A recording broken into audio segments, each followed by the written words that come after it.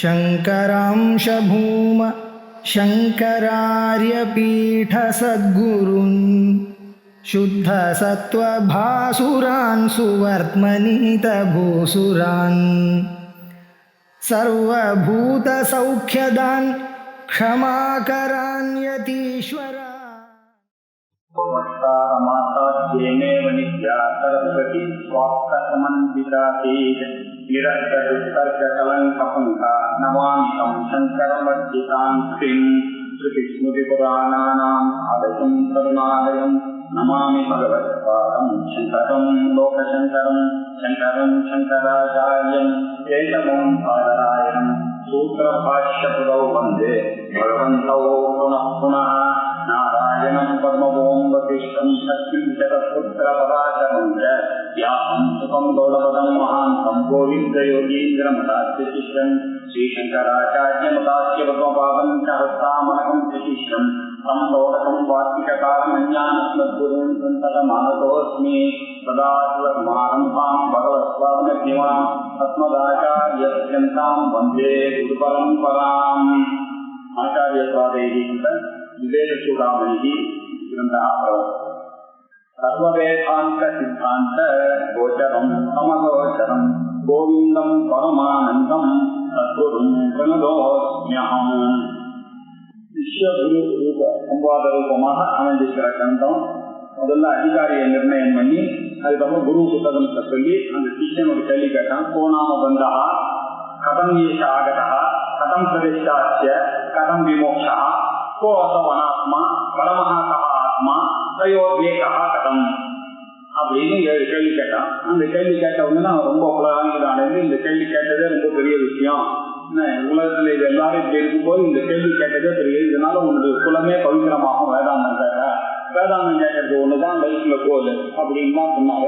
சொல்லி அவனுடைய கேட்ட கேள்விக்கு போனாம பந்தாக கதமிய சாகதான்னு அவன் ஒரு மாடல்ல கேட்டான். ஆனா இவர் முதல்ல கோ அசவ் அனாத்மா அப்படின்ற கேள்விக்கு பதில் சொல்றதுக்காக அந்த அனாத்மான்றது என்னன்னா சகல பிரபஞ்சமும் பஞ்சீகரணத்தினாலதான் உண்டாச்சு, பஞ்சமகாபூதங்கள்னாலதான் இந்த உலகமே உண்டாச்சு, பஞ்சமகாபூதங்கள்னாலதான் இந்த சரீரமும் உண்டாச்சு.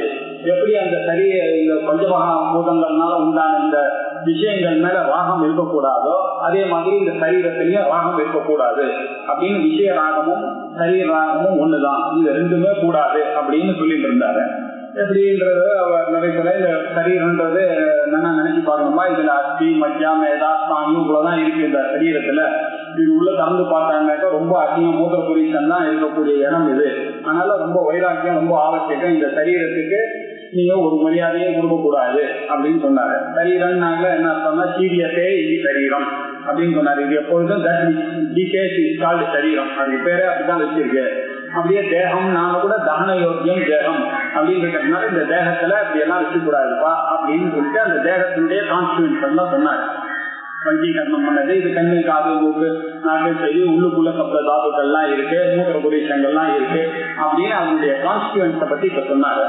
இப்போ என்ன சொல்றாருன்னா அதனுடைய கான்ஸ்டியூன்ஸை பத்தி சொன்னதுக்கு அப்புறம் அதனுடைய தர்மங்களை பத்தி சொல்ல ஆரம்பிக்கிறார்.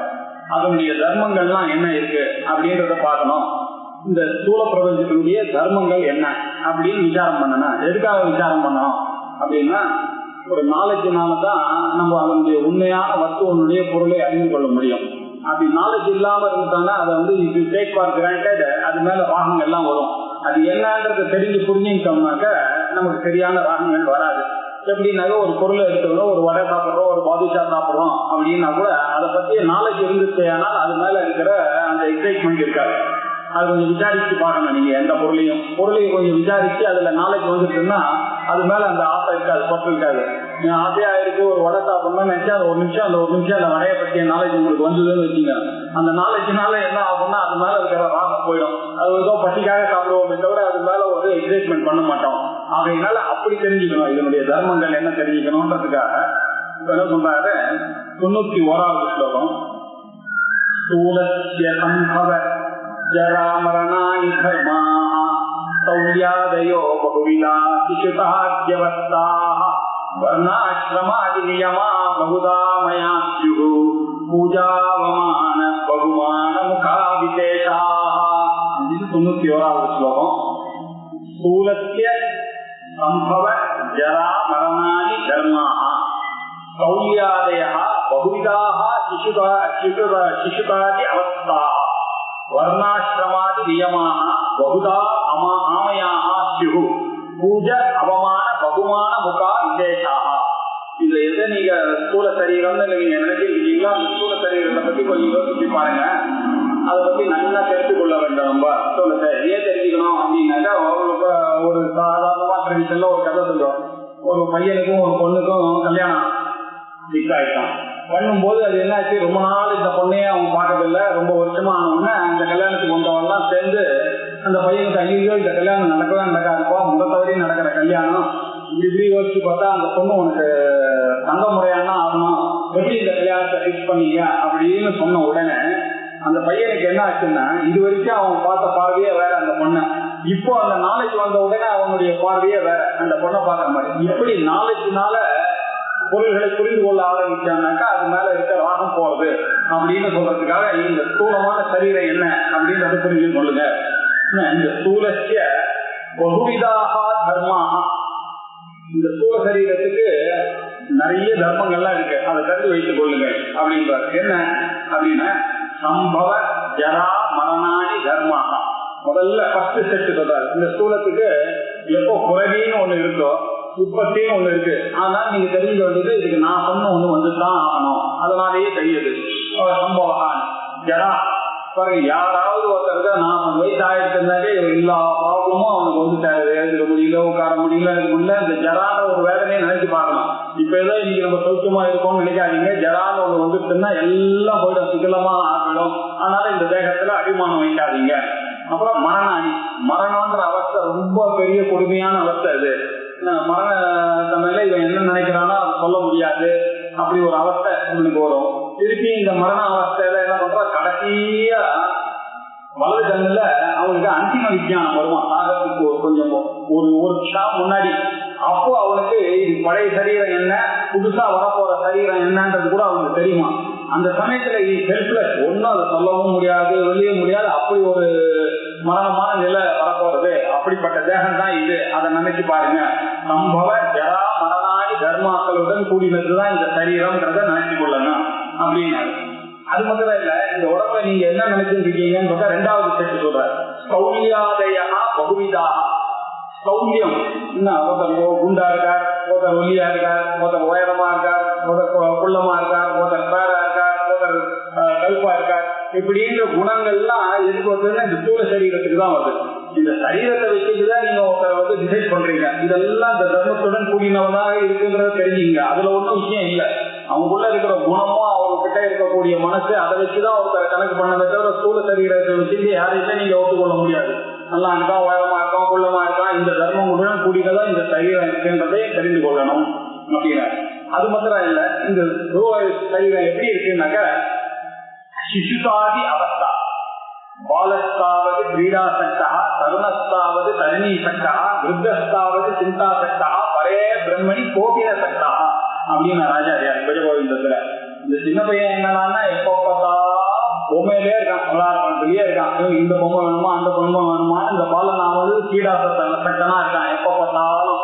இந்த எங்க பையன் இருக்கான்னா எப்ப பார்த்தாலும் தருணஸ்தாவது தருணி சக்தா, அவளை கல்யாணம் பண்ணிக்கலாம் இப்படின்னு புத்தி போட்டு அவனுடைய லைஃப் அப்படி போச்சு.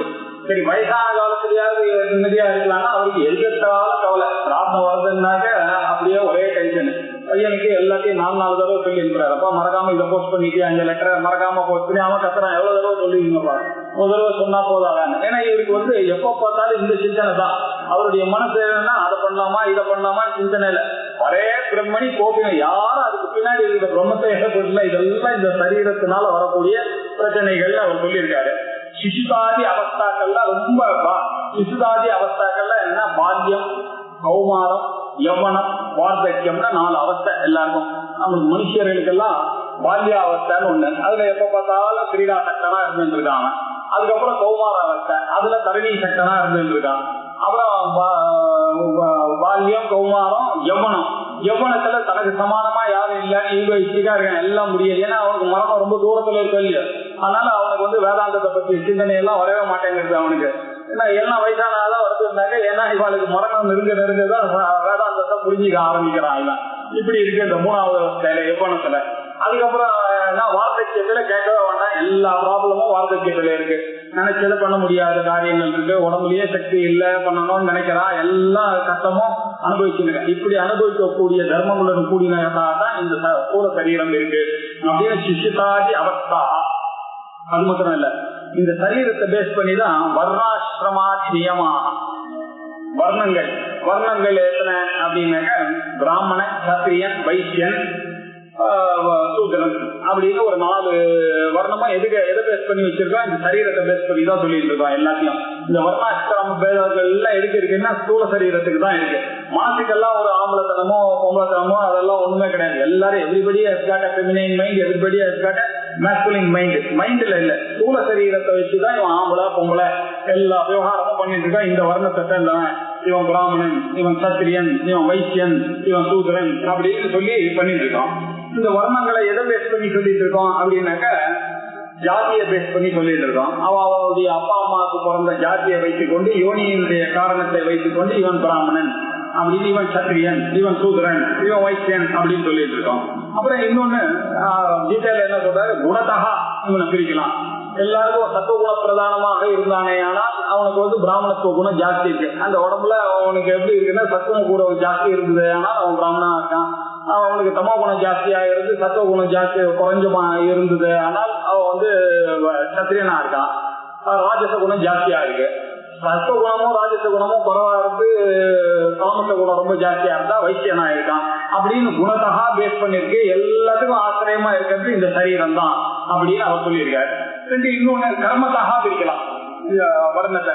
எப்படின்னாக்கா அவனுடைய ப்ரொஃபஷனை பேஸ் பண்ணி, இவர் வைதிக ப்ரொஃபஷனத்துல இருக்காருனாக்கா அவர் பிராமணனா இருக்காரு. அவர் ராஜாங்க காரியத்தை பண்ணிட்டு இருந்தாரு ஆனால் அவர் சத்திரியனா இருக்காரு. அவர் ஓடி போய் பிசினஸ் எல்லாம் பண்ணிட்டு கடை வச்சு எப்படி சம்பாதிக்கலாம், திரைக்கடல் ஓடியும் திரவியம் தேடு அப்படிங்கிறது அவனுக்கு தான் சொல்லியிருக்கு. அப்படி இருந்தாங்க வைசியன். அவன் இவாளுக்கு எல்லாம் பரிச்சாரணம் பண்றதுக்கு கிருஷி முதலிய விஷயத்தெல்லாம் இவாளுக்கு ஹெல்ப் பண்றவனாக சூத்திரன் இருக்கான். அப்படி கர்மத்தகா பிரிச்சிருக்காங்க. ஆனா இந்த இடத்த ஸ்தூல சரீரத்தை அவர் சொல்லும் போது ஜாதிய பேஸ் பண்ணி தான் மெயினா சொல்றது. வர்ணாசிரமா தர்மங்கள்லாம் அவன் பரப்ப வச்சு அப்படின்னா அது ஏன்னா சம்பவ ஜரா மரணானி தர்மாகான்னு சொல்லிட்டே வரும்போது இது சொல்றதுனால இந்த பிராமணன், சத்திரியன், வைசியன் இந்த பேதங்கள் எல்லாம் இந்த ஸ்தூல சரீரத்துக்கு தான் இருக்கு அப்படின்னாரு. அது ஆசிரமாதி ஆசிரமங்கள் என்னன்னா 4 ஆசிரமங்கள். பிரம்மச்சாரி, கிரகஸ்தன், வானப்பிரஸ்தன், சன்னியாசி அப்படின்னு 4 ஆசிரமங்கள் இருக்கு. இந்த 4 ஆசிரமத்துல கடைசி உத்தமமான ஆசிரமம் சன்னியாச ஆசிரமம். இவர் வேதத்தெல்லாம் என்ன சொல்றா, பிரம்மச்சரியானாக இருந்து கொண்டு கிரகி பூத்வா கிரகஸ்தனா ஆகி அதுக்கப்புறம் வணி பூத்வா அதுக்கப்புறம் சன்னியாசே அப்படின்னு சொல்லியிருக்கு. சன்னியாசத்தை எப்படி எடுத்துக்கணும் அப்படின்னா அவருக்கு விதோகி நிஷ்டாகா அப்படின்னு சொல்லியிருக்காரு. கீழல 2 நிஷ்டை, பிரவருத்தி தர்மம், நிவர்த்தி தர்மம்னு மனுஷர்களுக்கெல்லாம் 2 தர்மத்துக்குள்ள ஏதாவது ஒண்ணு நம்ம அவலம்பிக்கணும், இல்லாம இருக்க முடியாது. எப்படி பாத்தீங்கன்னா மரீஷி முதலிய நம்ம முன்னோர்கள் எல்லாம் பாத்தீங்கன்னா ரிஷீஸ்வரர்கள் எல்லாம் பாத்தீங்கன்னா அவசிஷ்டர், வாமதர் எல்லாம் பாத்தீங்கன்னா எல்லாம் ஆத்துக்காரியோடு இருந்து ஆசிரமத்துல இருந்து யாகம் பண்ணினவர்கள் தான் எல்லாருமே வைதிக கர்மா பண்ணி கொண்டு இருந்தாரு தான்.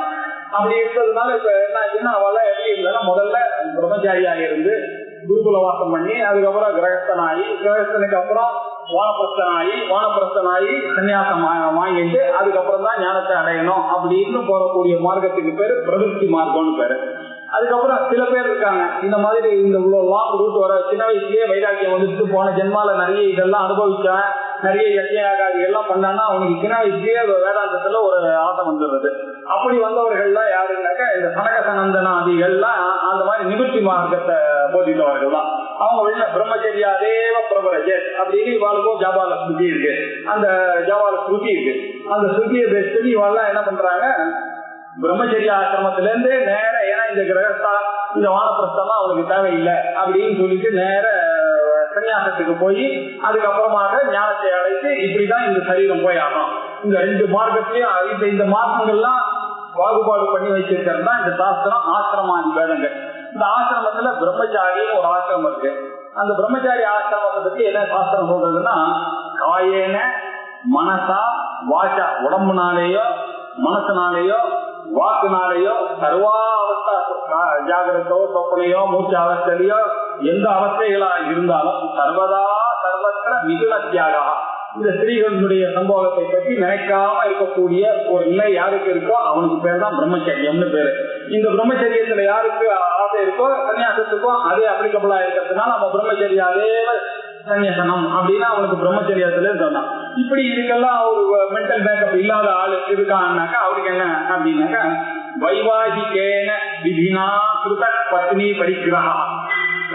விவாகம் போன்ற கர்மாவனால விதினா கிருத விதியா பண்ணணும். பிராமண அப்பாவுக்கும் பிராமண அம்மாவுக்கும் பிறந்த யோனியில பிறந்த ஒரு ஸ்திரீக்கும் பிராமண அப்பாவுக்கும் பிராமண அம்மாவுக்கும் பிறந்த அந்த பையனுக்கும் அவளுடைய கோத்திரங்கள்லாம் பார்த்து வச்சு இது பேர் தான் பிராமண விவாகம்னு சொன்னாங்க. இப்படி ஜாதியை பார்த்து அவனுக்கு கல்யாணம் பண்ணி வச்சு விதினா எப்படி பண்ணிருக்கானா எப்படி அவனுக்கு அந்த ஸ்ரீகாரம் பண்ணா இவனுடைய 3 தலைமுறையையும் அவ விட்டு இன்னாருடைய நத்திரி இன்னாருடைய பௌத்திரி இன்னாருடைய புத்திரின்னு சொல்லி இந்த கோத்திரத்துல இருந்து இன்னாருடைய நத்திரன் இன்னாருடைய பௌத்திரன் இன்னாருடைய புத்திரனான இவனுக்கு இவளை நான் கல்யாணம் செய்து வைக்கிறேன் அப்படின்னு சொல்லிட்டு வாத்தியார்கள்லாம் சொல்ல அக்னி பிராமண முக்கேன சுமங்கலி ரியம் அப்படின்னு சொல்லி எல்லா ஸ்திரீகளும் வந்து அவனை அந்த பொண்ணை பார்த்து ஆசீர்வாதம் பண்ணி அதுக்கப்புறம் அந்த கல்யாணம் நடக்கிறதுக்கு பேர் விவாகம். இப்படிப்பட்டவன் தான் கிரகஸ்தன் அப்படின்னா விதினாகிருத பத்னி பரிகிரகா. இப்படி பத்னி யார் பரிகிரகணம் பண்ணிக்கிறானோ அப்படின்னு சொல்லி இந்த கிரகஸ்தாசிரமத்தை அப்படி விதிச்சார். அப்புறம் 3வது கிரகஸ்தாசிரம அபகாய. இந்த கிரகஸ்தாசிரமத்துல எவ்வளவு நாள் தான் வைப்பான், எல்லாத்துக்கும் ஒரு காலம் போருன்னு ஒண்ணு இருக்குல்ல. இந்த கிரகஸ்தாசிரமத்திலே இருந்தானா அவனுக்கு போர் அடிக்கிறது. 50 வயசுல போய் திருப்பி போன குட்டி இதையே பார்த்துட்டு இருந்தானா பழைய பிரம்மணி கோபின சட்டா எப்பதான் இவன் பண்றது. இவ 2 பேரும் என்ன பண்றாங்க, பசங்க கிட்ட எல்லா பொறுப்பையும் விட்டுட்டு என்ன பண்றாங்க, முனி விருத்தியா இருக்கணும் அப்படின்றதுக்காக இதை போட்டு அசன்யஸ்தனாக இருந்து கொண்டு வனத்துக்கு போறான். இன்னும் சன்னியாசம் வாங்கிக்கல. சன்னியாசம் வாங்கணும்ன்ற இச்சையில இந்த கிரகஸ்தாசிரமம் போதும், எவ்வளவு நாள் தான் திருப்பி இங்கே வந்துட்டு இருக்கிறது அப்படின்னு போகக்கூடிய ஆசிரமத்துக்கு பேர் வானப்பிரஸ்தாசிரமம்னு பேரு. வனத்துல போய் இருக்கக்கூடிய ஆசிரமத்துக்கு பேர் வானப்பிரஸ்தன் அப்படின்னு பேரு. அதுக்கப்புறமா சன்னியாசியா இருக்கிறவா என்ன, விஹிதானாம் கர்மனாம் விதினா பரித்தியாகா. எல்லாருக்கும் விதிச்சிருக்கு. ஜாத மாத்திரத்துல பிராமண சுவாத்தியாயம் அத்தியத்தவியாகான்னு இருக்கு. பிராமணனா பிறந்திருந்தாலே உங்க வேதத்தை நீங்க படிச்சுதான் ஆகணும் அப்படின்னு சொல்றது. இந்த மாதிரி தவிய பிரத்தியம் போட்ட ஸ்ருதிகள்லாம் என்ன அர்த்தம்னா அவசியம் கர்த்தவியம். அதனால ஏன்னு கேள்வி கேட்கவே கூடாது. கேள்வி கேட்கறது நீங்க பிராமணனா பிறந்தா சார் நான் வேதம் பண்ணலாமா படிக்கலாமா இப்ப படிக்கலாமா, இந்த கேள்வி எல்லாம் அதற்கானமான கேள்விகள். நீங்க பிறந்த மணிக்கு படிச்சுதான் ஆகணும். சுவாத்தியாயம் அத்தியதவியா அப்படின்னு சொல்லிருக்கு. இப்படி ஒரு விதி. அவன் 8 வருஷம் பிராமணா உபநயித்த தம் அத்தியாபயித்த. அவன் 8 வருஷம் ஆச்சுன்னாக்கா அவனுக்கு புனல போடு, அவனுக்கு உபநயனம் பண்ணு அப்படின்றதெல்லாம் விதிச்சிருக்கு. இந்த கர்ம விதிக்கு ஏற்ற மாதிரிதான் இவன் சந்தியாவந்தனாதிகாரம் பண்ணணுமா வேணாமான்ற கொஞ்சம் கொஸ்டினே கிடையாது. அகரக சந்தியா உபாசின்னு சொல்லி இருக்குனாக்க இவன் பண்ணிதான் ஆகணும். இப்படி அநேக விதிகள்லாம் போயிருக்கு. இப்படி விதினா கர்மனா விதிதா இருக்கு. இது எல்லாத்தையும் உடணும்னாக்க ஒரு விதியா தான் உடணும். சன்னியாசாசிரமம் வாங்கணும் அப்படின்னு சொன்னாக்க இந்த விதிதமாக இருக்க கர்மாக்கள் எல்லாம் அது எப்படி இந்த விதியெல்லாம் இருக்கா அதே மாதிரி விதியில இவனுக்கு சிராதங்கள்லாம் பண்ணிட்டு அஷ்டசாதங்கள்லாம் பண்ணிட்டு அதுக்கப்புறம் ஒரு குருவை போய் நாடி அவர் வந்து கேள்வி எல்லாம் கேட்டு நீ என்ன நீ நிச்சயம் பண்ணிட்டியா, உன்னால இருக்க முடியுமா, ஏன்னா நீ வெளியிலாம் கை நீட்டி தானே வாங்கணும், பிச்சாச்சரணம் தானே பண்ணணும் அப்படின்னு அவர் எல்லா கேள்வியும் கேட்டு இந்த பையன் இல்ல எனக்கு வைராக்கிய சம்பந்தனா இருந்து கொண்டு இல்ல பரவாயில்ல நான் இது எல்லாத்துக்கும் ஒத்துக்கிறேன் அப்படின்னு சொன்ன உடனே அவனை என்ன பண்றாரு, ஒரு நதி கரைக்கோ குளக்கரைக்கோ கூட்டின்னு போய் அந்த இடத்துல போய் அவன்கிட்ட அவனுக்கு மெயினா இந்த தனக்கு என்ன கட்டுப்பாடு வருதுன்னாக்க இந்த கடி சூத்திரம், அப்புறம் கௌபீனம், இந்த முடி, இந்த ஆச்சமனம், இதெல்லாம் யஜ்ஞோபவீதம், இதெல்லாம் தான் அவனை கர்மால போயிட்டு. இதெல்லாம் இல்லாம எந்த கர்மாவையும் பண்ண முடியாது அவன் கர்மால. இதெல்லாம் இருக்கிற வரைக்கும் உனக்கு கிஃப்ட் இருக்கும்பா. அதுக்கப்புறம் இது எல்லாத்தையும் உடனாக்க இவ்வளவு நாள் அவன் காயத்ரி பண்ணிட்டு இருந்திருக்கான், சின்ன வயசுல இருந்து பண்ணிருக்கான். இவனை போய் விடுனாக்க ஒரு நிமிஷத்துல விட முடியுமா? கல்யாணம் இருக்குன்னாக்கா பாணி கிரகணம் பண்ற ஒரு பொண்ணா திடீர்னு ஒரு பொண்ணை காமிச்சு இந்த பொண்ணை வச்சுக்கோன்னாக்க சரியா வராது. அதுக்காக என்ன பண்றாங்க, இவனுக்கு மென்டல் மேக்கப்ல கொஞ்ச நாள் முன்னாடியே அவனை நிச்சயதார்த்தம் பண்ணி முந்தின நாள் பண்ணி அவளை உட்கார வச்சு அவனுக்கு கொஞ்சம் கொஞ்சமா அவன் மைண்ட்ல கொஞ்சம் கொஞ்சமா அந்த அகாமடேஷன் வந்துருச்சு அவளை பத்தி. அந்த பொண்ணுக்கு இவனை பத்தி இவனுடைய ஒரு அகாமடேஷன், மென்டலி ஒரு அகாமடேஷன் வந்துருது. அதுக்கப்புறம் என்ன பண்ண, அக்னியை வச்சுட்டு பிராமணால வச்சுட்டு பெரியவாளெல்லாம் வச்சு இந்த உடனே இப்ப என்ன ஆகுது, அவனுக்கு அவனை அறியாமே அது கில்ட்டி போய் இவனுக்கு நம்ம லைஃப் லாங் சாப்பாடு பண்ணணும், அவளுக்கு இவனுக்கு லைஃப் லாங் இவனை போஷிக்கணும் அப்படின்ற ஒரு எண்ணம் வரணும்ன்றதுக்காக இந்த கில்ட்டு போறதுதான் நம்மளுடைய சாஸ்திரத்தினுடைய அடிப்படையான தத்துவமே. இப்படி கில்ட்டு இருக்கும்போது இவன் இவ்வளவு நாள் இந்த காயத்ரியும் சந்தியாவன நம்பியம் பண்ணிட்டு இருந்திருக்கான், எல்லா கர்மாவே அக்னிஹோத்திராதி எல்லாம் பண்ணிட்டு இருக்கான். அப்ப இவன் போய் இனிமே அக்னியே நீ தொடக்கூடாது, நிரக்னி பவ அப்படின்னாக்க அவனுக்கு பிரச்சனை எல்லாம் வருது. அதனால சாஸ்திரம் விதினா அவனுக்கு ஒரு விதியை போட்டுருக்கு, இப்படிதான் நீ பிரபுஜ விசாரணை எல்லாம் பண்ணணும், இப்படிதான் நீ ஒரு குருவை நாடணும். அந்த குரு இந்த கேள்வி எல்லாம் கேட்டு அதுக்கப்புறமா போய் இவனுக்கு முதல்ல இந்த சிகை மேல இருக்கிற பந்தம் தானே அதுவும், அந்த பந்தத்தை எடுத்து விட்டாரு. சிகபந்தம் போன உடனே அப்பாடான அவனுக்கு ஒரு ரிலீஃப் அப்பதான் வரும். இல்லைன்னா அவனுக்கு அந்த சிகை வச்சிருந்தாருன்னா இன்னும் கொஞ்சம் காரியம் பண்ணணும்ன்ற ஆசை தான் வந்துருக்கும். அதை எடுத்து கட்டி சூத்திரத்தை எடுத்து கௌபிகத்தை எடுத்து உனக்கு எல்லாத்தையும் வச்சுட்டு நக்னமா அவனை ஆக்கி இந்த குளத்துல போய் குளி அப்படின்றாரு. குளிச்ச உடனே இவனுக்கு என்ன, இது வரைக்கும் இருந்த பேரெல்லாம் அவர் மாத்திடுறாரு. இவனுக்கு என்ன பேரோ ஒரு புது பேரு, புது ஜென்மா. உனக்கு இனிமே இவ்வளவு நாள் நீ கோயிலுக்கு எல்லாம் போய் அர்ச்சனை பண்ணதுக்கு இந்த சர்மாவை சொல்லிதான் பண்ண, ஏன்னா எப்போ பார்த்தாலும் உனக்கு அது வேணும் இது வேணும் மெட்டீரியல் பெனிஃபிட்லயே தான் இருந்த. இனிமேல் பட்டு உனக்கு மெட்டீரியல் பெனிஃபிட்ன்றதை கேட்கக்கூடாது, இனிமேல் பட்டு ஆத்ம ஞானத்தை தவிர வேற எதுலயும் உனக்கு ஆசை வரக்கூடாது அப்படின்னு சொல்லிட்டு அவனுக்கு என்ன பண்றாரு, வேற ஒரு நாமத்தை கொடுத்து இந்த நாமாவுக்கும் உனக்கு தான் சங்க இது இனி இந்த 10 தசாசிரமியில தசநாம சன்னியாசின்னு பேரு, அந்த 10 நாமாக்கள்ல ஒரு நாமாவா அவனுக்கு கொடுத்துடுறாரு. அந்த சரஸ்வதியோ இல்ல பாரதியோ இல்ல தீர்த்தாவோ இப்படி ஒரு 10 நாமாக்கள் சொல்லியிருக்கு விஸ்வேஸ்வர ஸ்மிருதியில. அந்த நாமத்துல 10 நாமத்துல ஒரு நாமத்தை இவனுக்கு கொடுத்த உடனே இவன் அதை ஸ்வீகாரம் பண்ண உடனே அப்பாடான அந்த கர்மா இனிமேல் பற்றி இவனை விட்டு ஒழிஞ்சுதுன்ற ஒரு தைரியம் அப்பதான் வரும். அது வரைக்கும் இந்த பிரச்சனை இருந்துட்டே இருக்கு. இந்த வானப்பிரஸ்த கிரகஸ்தனுக்கெல்லாம் நம்ம விடுறோமே, தப்பா விடலாமா வேண்டாமா, ஐயோ தப்பாச்சு நம்ம பாட்டு இவர் பேச்சை கேட்டு நம்ம விட்டுட்டோம்னா வேதாந்தத்துல சொல்றது கீதையில சொல்லியிருக்குன்னு சொல்றது கர்மணி அகர்மை அப்பச்சேதெல்லாம் சொல்லியிருக்கு. இந்த கீட்டெல்லாம் போனோம்னாக்க விதினாங்கிறத சன்னியாசம் வந்ததுன்னா இந்த பிரச்சனையெல்லாம் இல்லை. அப்படி யார் ஒருத்தன் சன்னியாசம் வாங்கிக்கிறேன்னா அப்படி சன்னியாசம் விதிச்சிருக்கு. இப்படி வர்ணாசிரமாதி இதெல்லாம் யாருக்கு, இந்த சரீரத்தை வச்சுட்டு தான் எல்லாத்தையும் பண்றான். இது எல்லாத்தையும் புரிந்து கொள்ளுப்பா, இந்த சரீரத்துக்கு தான் இந்த வர்ணாசிரமாதி பேதங்களும் உள்ள இருக்கிற ஆத்மாவுக்கு இந்த பேதங்கள் எதுவுமே கிடையாது. சம்பவம்ன்றதோ ஜரான்றதோ மரணம்ன்றதோ கௌல்யன்றதோ சிக்ஷிதாதி அவஸ்தையோ வர்ணமோ ஆசிரமோ ஆத்மாவுக்கு இருக்கா, எல்லாம் இந்த ஸ்தூல சரீரத்துக்கு தான் இருக்கு அப்படின்றத புரிஞ்சுங்க. வர்ணாசிரமாதி நியமாக வருணா ஆசிரமம் ஒரு ஆதிபலம் போட்டுக்காரு. ஆதினா எக்ஸட்ரா வர்ணாசிரம விதாயினி நம்ம அதுக்கே சொல்லியிருக்கு. சாதுர்வர்ணியம் மயா சிருஷ்டம்னு சொல்லியிருக்காரு. ஆசிரமம் நான் தான் சிருஷ்டி பண்ணேன்னு சொல்லியிருக்கேன். ஆதிபதம் என்னன்னாக்கா இந்த சூத்திரம் கோத்திரங்கள்லாம் ஆதிபதத்துல சேர்த்துக்கணும். இப்போ அவர் என்ன பண்ணாரு, ஏழுவதத்துக்கு இருக்கிறவாள்லாம் என்ன பண்ணணும், போதாயன சூத்திரத்தை ஃபாலோ பண்ணி தான் அவ பண்ணணும். தர்ப்பணாதி காரியங்கள்லாம் பண்ணணும்னா போதாயன உத்த பிரகாரம் தான் பண்ணணும். ஏன்னா அவ அந்த சூத்திரத்துல வந்திருக்காரு. நம்ம எப்படி வந்திருக்கோன்னா ஆவஸ்தம்பத்துல என்ன சொல்லியிருக்காரு, அவர் ஆவஸ்தம்ப சூத்திரத்தில் என்ன சொல்லியிருக்காரு, 8 வருஷம் பிராமணம் உபநயிச்சான்னு சொல்லியிருக்காரு. அவர் என்ன சொல்றாரு, கர்ப்பாஷ்டமத்துல பூனல் போடு அப்படின்னு சொன்னார். 8வது வயசுன்னா என்னன்னா கர்ப்பாஷ்டமத்துல இருந்து இவனுக்கு பூனலை போடுன்னா.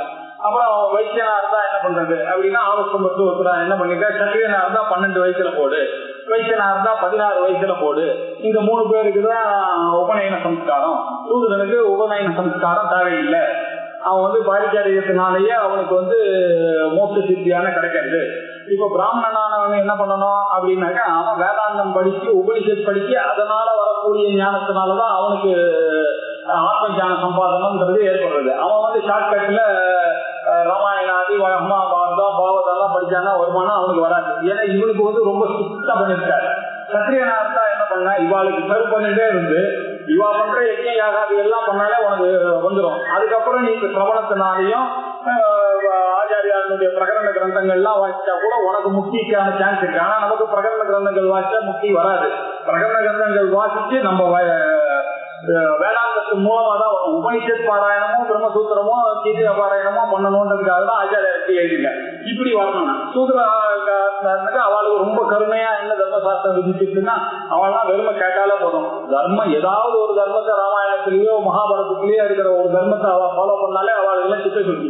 நமக்கெல்லாம் எத்தனை உபாசனை பண்ணாலும் வைதிகமான உபாசனைகள் 1000 விதிச்சிருக்கு. நமக்கு ஒவ்வொரு காலத்துலயும் ஒவ்வொன்றும் பண்ண வேண்டியிருக்கு. ஒவ்வொன்றுத்துக்கும் அந்த சின்ன வயசுல இருந்து அன்னப்பிராசனத்துல இருந்து சௌலத்துல இருந்து எல்லாம் பண்ணி அதுக்கப்புறம் வேதாந்தம் வரா மாதிரி பெருசா போட்ட மாதிரி அவனுக்கு போடாம விருதாதிகளுக்கு எல்லாம் என்ன பண்ணிட்டாங்க, நேரம் கேட்டாலே அவனுக்கு தர்மம் குடிக்கிற மாதிரி கருணையோட பண்ணிருக்காங்க. இதை நிறைய பேர் புரிஞ்சுக்கல.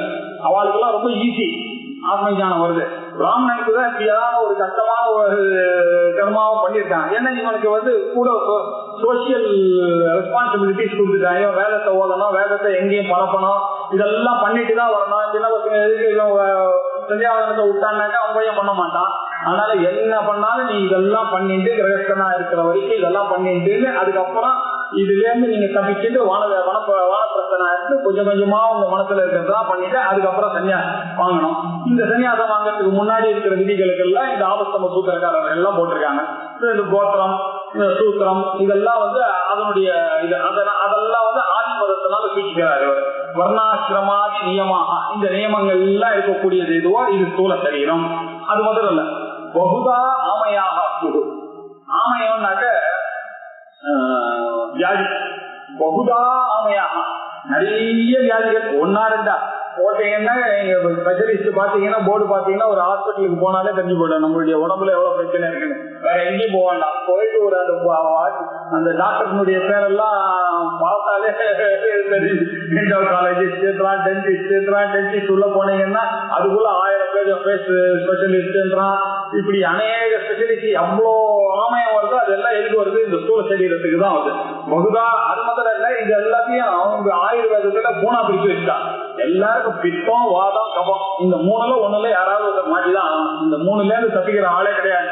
ஸ்தூல சரீரம்னு ஒண்ணு வந்ததுன்னா ஒண்ணு அவன் டிசைட் பண்ணிட்டான். நீங்க பிறக்கும் போது இவரு வாதத்தினாலதான் இவருக்கு சாவு, இவருக்கு கபத்தினாலதான் சாவு, இவருக்கு இதனாலதான் பித்தத்தினாலதான் சாவு அப்படின்னு சொல்லிட்டு அவன் என்ன பிரஷரோ லங்கு ப்ராப்ளமோ ஏதோ பிரச்சனை இதெல்லாம் எதுக்காகனா இதெல்லாம் ஸ்தூல சரீரனுடைய தர்மங்கள். இப்படி பகுதா ஆமையாக. அப்புறம் இந்த ஸ்தூல சரீரத்துக்கு பூஜா அவமான பகுமான முகா விசேஷாக. இந்த ஸ்தூல சரீரத்துக்கெல்லாம் அதான் பூஜை. ஒரு பெரியவர் வந்திருக்காரு, சப்தாகம் பண்றாருன்னா எல்லாரும் போய் யாருக்கு நமஸ்காரம் பண்றான்? அவருக்கு தான் நமஸ்காரம் பண்றான். எவ்வளவு பெரிய காரியம் பண்ணிருக்காரு அப்படின்னு நான் உங்களுக்கு ஏற்கனவே கூட சொல்லியிருக்கேன். ஒரு காஞ்சி மடத்துல பெரியவர் இருக்கும்போது சம்பாரி லேட் 80s என்ன நடந்தது, ஒரு சதஸ் நடந்தது. நம்ம சாட்சிகள் எல்லா சாட்சிகளும் பேசிட்டு இருந்தாங்க. அப்போ என்ன பண்ணாரு, நிறைய பேர் அவங்களுக்கெல்லாம் வித்யுத் சம்பாவனை கொடுக்கறதுக்காக கொடுத்திருந்தாரு. அந்த சமயத்துல நான் சாஸ்திரிகிட்ட பக்கத்துல நான் வெட்டியா உட்கார்ந்ததுனால என்ன கூப்பிட்டாருங்க, கொஞ்சம் ஹெல்ப் பண்ணுங்க சார், எல்லாருக்கும் கவரா பிரிச்சு போடுங்க. பிரிச்சு போட்டுருந்தா கரெக்டா பெரியவர் பக்கத்துல உட்காந்துட்டேன். அவர் சரி நான் கணக்கு பண்ணி எல்லாத்தையும் 27 பேர் அங்க இருக்காங்க. கொடுக்கல ஒருத்தர் வந்தாரு, ஒரு 500 ரூபாய் கொடுத்தாருன்னா அது 27 பெருக்கி அந்த சீட்டரையை மாற்றி அவளுக்கு எல்லாம் கரெக்டா பண்ணணுமே எல்லாம் பண்ணிட்டே இருந்தேன். எல்லாம் பண்ணி முடிச்சேன். இதுக்கு நடுவுல சதஸும் நடந்து முடிஞ்சுது. சதஸ் முடிஞ்ச உடனே எல்லாரும் என்ன பண்ணாங்க, சம்பாவனை கவர் எல்லாத்தையும் ரெடி பண்ணி ஒரு பெரிய தட்டுல மூங்கில் தட்டுல எல்லா கவரும் பண்ணி அதுல ஒரு வெத்தலை பாக்கு பழத்தோட எல்லாம் வச்ச உடனே பெரிய ஒரு எழுந்தார் அதை கொடுக்கறதுக்கு. அதை எங்களுக்கு சேர்ந்து வாங்கிட்டு சேர்ந்த உடனே அங்க இருக்கிற பண்டிதாலாம் சொன்னா, ஐயோ நீங்க எழுந்துக்க வேண்டாம், நீங்க அப்பவே அவர் 90s லேட் 80s பாத்துங்க, அவரு 90s நீங்க எழுந்துக்க வேண்டாம், நீங்க அப்படியே உட்காருங்க, நாங்க நமஸ்காரம் பண்ணி அப்படின்னா. அப்போ அவர் கேட்டார் எங்களை பார்த்து, நம்ம கோயிலுக்கு போனா சுவாமியை உட்கார்ந்துட்டு கும்பிடுவோமா நின்றுட்டு கும்பிடுவோமா அப்படின்னு. உடனே எல்லாரும் சொன்னா நின்றுட்டுதான் கும்பிடுவான். ஏன் நின்றுட்டு கும்பிடுறான் அப்படின்னா, அது ஒரு மரியாதை இல்லையா? இவாளுக்கெல்லாம் சாஸ்திரம் இருக்கு. இவாளெல்லாம் சாஸ்திரிகள்னாக்கா என்ன அர்த்தம்? இவாளுக்கான நமஸ்காரம் பண்றான். இவாளுக்குள்ள இருக்கிற சாஸ்திரத்துக்கு கொடுக்குற வேல்யூ அது பகவான் இருக்கா? இவாள் பகவானுக்கு சம்பாவனை பண்ணோம்னாக்கா உட்கார்ந்து பண்ணலாமா? அவ என் மேல இருக்கிற அபிமானத்துல சொல்றான். ஆனா எனக்கு அது தர்மம் இல்லை, நான் நின்றுதான் கொடுப்பான்னு சொல்லிட்டு எல்லாரையும் எடுக்க சொன்னார். எதுக்கு சொன்னா, அந்த உடம்புக்கு அந்த ஒரு பெரிய ஸ்தூல சௌரியத்துக்கு தான் அந்த பூஜை இல்லையா? பெரியவரே நின்று எல்லாருக்கும் கொடுக்குறாரு அப்படின்னாக்க என்ன இருக்குன்னா, பூஜான்றது எதுக்கு? அந்த ஸ்தூல சரீரத்துக்கு தான் பூஜா. அதே மாதிரி அவமானம், எத்தனையோ அவமானங்கள் இந்த சரீரத்துக்கு தான் வருது. நமக்காக வர போறது, நம்மளை பத்தி தெரியல, அவன் உள்ள போன கதை கற்றுக்கலாம். உள்ள போய் நம்ம வாங்க முடியுமா? அவனுக்கு தெரிஞ்சது சொல்லுவான். அவன் ஸ்தூல சரீரத்தை பார்த்து இதுக்காக நம்ம வருத்தப்பட முடியல. இந்த ஸ்தூல சரீரத்துக்கு இந்த தர்மங்கள்லாம் அனுபவிச்சுதான் ஆகலாம். இது என்ன அவமானமோ பகுமானமோ ஆகா என்னமா சொல்றாரு. அவர் சொன்னாருனாக்க இந்த ஸ்தூல சரீரத்தை அவர் பேசி பண்றாரு. இதுக்கு பின்னாடி இருக்கக்கூடிய அந்த நாலேஜுக்கு அவர் கொடுக்கற முடியாது. 4 பேர் நமஸ்காரம் பண்றாங்க, இந்த ஸ்தூல சரீரத்துக்கு இந்த கொக்கும் அத்தியும் மேதாவும் இருக்கக்கூடிய இதுக்கு நமஸ்காரம் பண்றான், அதுக்கு பின்னாடி இருக்கிற வித்வத்துக்கு தான் நமஸ்காரம் பண்றான் அப்படின்னு இந்த ஸ்தூலத்துக்கு தான் இந்த பகுமானம், அவமானம், பூஜா, இந்த விசேஷங்கள் எல்லாம் கூடினது எதுவோ அதுதான் ஸ்தூல சரீரம். ரொம்ப அழகா ஸ்லோகத்துல ஸ்தூலஸ்ய சம்பவ ஜரா மரணானி தர்மாஹ சௌல்யாதயோ பகுவிதா திசுதாத்யவஸ்தாஹ வர்ணாஸ்ரமாதி நியமா பகுதா மயா யுஹு பூஜாவமான பகுமான முகா விசேஷாஹ அப்படின்னு சொல்லிட்டு பிறப்பு, மூப்பு, சாவு, அப்புறம் பருமன், கொல்லி, உயரம், குள்ளம் அப்படின்ற பலவிதமான குழந்தை பருவம், யவன பருவம், குமார பருவன்ற நிலைகள், வர்ணம், ஆசிரமம் முதலிய நிலைமைகள், பல நோய்கள், பூஜை, அவமானம், வெகுமானம், விசேஷங்கள், இது எல்லாம் ஸ்தூல சரீரத்துக்கு தான் ஏற்படுகிறது அப்படின்னு சொல்லிட்டு அமையாக இத்தியாதி விசேஷாக சிஹூவ, அந்த சிஹூவ அங்க போய் அண்மையப்படுத்திட்டீங்கன்னா சரியா போயிடும். இது எல்லாம் இந்த ஸ்தூல சரீரத்துக்கு தான் ஏற்பட்டிருக்கு. கொஞ்சம் கான்பிடன்ஸ் சொல்லி திட்டினாரு. இப்போ அவருடைய தர்மங்களை சொன்னார். இப்படி தர்மங்களை சொல்லி ஒரு வெளியாயத்தோட அவர் என்ன பண்ணிட்டாரு, இந்த 91வது 72ல ஆரம்பிச்ச ஸ்தூல சரீரத்தை பத்தி சொல்றதுக்கு 91வது ஸ்லோகத்தோட ஸ்தூல சரீர வர்ணத்தை முடிச்சுட்டு அதுக்கப்புறம் சூக்ஷ்ம சரீரத்துக்கு போறார். சூக்ஷ்ம சரீரத்தை 107வது ஸ்லோகம் வரைக்கும் சூக்ஷ்ம சரீரத்தை பத்தி இப்ப பேச போறார். ஸ்தூல சரீரம் ஆன உடனே தச இந்திரியங்களை பத்தி இப்ப சொல்ல போறார். இந்திரியங்கள்லாம் என்னன்னு, புத்தீந்திரியாணி சிரவணம் ஸ்வகக்ஷி கிராணம் ஜிஹ்வா விஷயாவபோதனாத் வாக்பாணி பாதா உதமக்பிபஸ்தா கர்மேந்திரியாணி பிரவதேன கர்மசு. புத்தீந்திரியாணி அப்படின்னா புத்தி அப்படின்னாக்க ஞானம்ன்ற அர்த்தம். புத்தினாக்க ஞானம் வச்சுனாங்க. அவர் புத்தி ஞானேந்திரியானி சாதாரண சொல்லுவார். இது கவித்துவத்துக்காக புத்திந்திரியானின்னு சொன்னார். புத்திந்திரியானின்னாக்க ஞானேந்திரியானி. இந்த ஞானேந்திரியங்கள்லாம் என்ன அப்படின்னா அவரே சொல்றாரு. சிரவணம் காது, கொக்கு, டச்சு, அக்ஷி கண்ணு, கிராணம் மூக்கு, ஜிஹ்வா நாக்கு. இல்லையா ஞானம் இந்த உடம்புல ஞானம் ஏற்படுவதற்கான காரணம் என்னன்னாக்க இந்த கோலகங்கள் வழியா தான் நமக்கு ஞானங்கள்லாம் ஏற்படுறது. இந்த கண்ணு இருக்கு, அந்த கண்ணு செத்து போனா கூட அந்த கண்ணு அதே இடத்துலதான் இருக்கும். ஆனா அது கண்ணு பார்க்குமா? பார்க்காது. அதனால அந்த கண்ணு பார்க்கிற அந்த எனர்ஜியை தான் இந்திரியம்னு சொல்றது. இதுக்கு பேர் கோலகம். அந்த கோலகத்துல இருக்கக்கூடிய ஒரு சக்திக்கு பேர் எனர்ஜி. அந்த சக்திக்கு பேர் தான் ஞான இந்திரியம் பேரு. இந்திரியம்னாக்கா அந்த சக்தி, அந்த சிரவண சக்தி எதுக்கு இருக்கு? அந்த காதுக்கு இருக்கு. அது சொன்னா கேட்கறது. அப்பதான் பக்கு அப்படின்னாக்கா அந்த டச் பண்ணாக்கா புரியுற சக்தி, அந்த எனர்ஜி யாருக்கு இருக்கோ அதுதான் பக்கு. அதுக்கப்புறம் அக்ஷி, அக்ஷின்னா கண்ணு, நேத்திரம். அந்த நேத்திரத்துக்கு பவர் பாக்குற பவர் இருந்ததுனால அது பேர் நேத்திரம். அப்படி இல்லைன்னாக்கா ஒரு கண்ணு இருக்கும் ஆனா பார்க்கணும்ன்ற அவசியம் இல்லை, அது இருக்கணும். அக்ஷி கிராமம், மூக்குல நுகர்கிற சக்தி இருக்கணும். ஜிஹ்வா நாக்குல கரெக்டா ஸ்வீட்டு போட்டா ஸ்வீட்டுன்னு கண்டுபிடிக்கணும், காரம் போட்டா காரம் கண்டுபிடிக்கணும், அந்த சக்தி இருக்கிறது. இதுக்கு பேர் தான் இந்திரியங்கள்னு பேரு. இந்த இந்திரியங்கள்லாம் எப்படி இருக்குன்னா வெளியில இருக்கக்கூடிய இந்திரியங்கள். இதெல்லாம் என்ன பண்ணோம், எல்லாத்தையும் வெளியில இருந்து தான் வாங்கி நமக்கு ஐடியாவை கொடுப்போம். ஒரு பாட்டு இருக்குன்னா வெளியில இருந்தோ கேட்டு, என்னை விட வெளியில ஒரு இடத்துல கேட்கற அந்த ஞானத்தினால இது எனக்கு தெரிவிக்கும். இப்ப நீ கேட்டுட்டு இருக்கிறது கல்யாணி ராகம், நீ கேட்டுட்டு இருக்கிறது காம்போதி ராகம் அப்படின்னு சொல்றது வெளியில இருக்கிற சத்தத்தை தான் கிரகிக்கக்கூடிய தன்மை இருக்க தவிர உள்ளுக்குள்ள இதுக்கு கிரகிக்கிற தன்மை கிடையாது. அதே மாதிரி கண்ணானது என்ன பண்ணும், வெளியில இருக்கிற பொருளை தான் பார்க்கும். கண்ணானது ஸ்பர்ஷமானது என்ன, என்னை விட வேறான ஒரு பொருள் என்ன தொட்டுறதுனால ஸ்பர்ஷம் தெரியும், எனக்குள்ள இருக்கிறது அதுக்கு தெரியாது. இப்படி இருக்கு ஸ்பர்ஷங்கள்.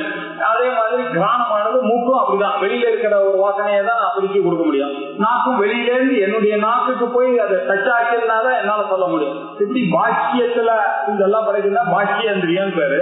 இந்த ஞானேந்திரியங்கள் எல்லாம் விஷய அவபோதனம், இந்த விஷயத்தை எல்லாம் நமக்கு எடுத்து உரைக்கிறது, எடுத்து நமக்கு ஒரு அறிவை கொடுக்கறதுனால இதுக்கு பேரு ஞான இந்திரியம். அதனாலதான் ஞான ஜனகத்வா ஞான இந்திரியம். அது உங்களுக்கு அறிவை உண்டு பண்ணிக்கிறது.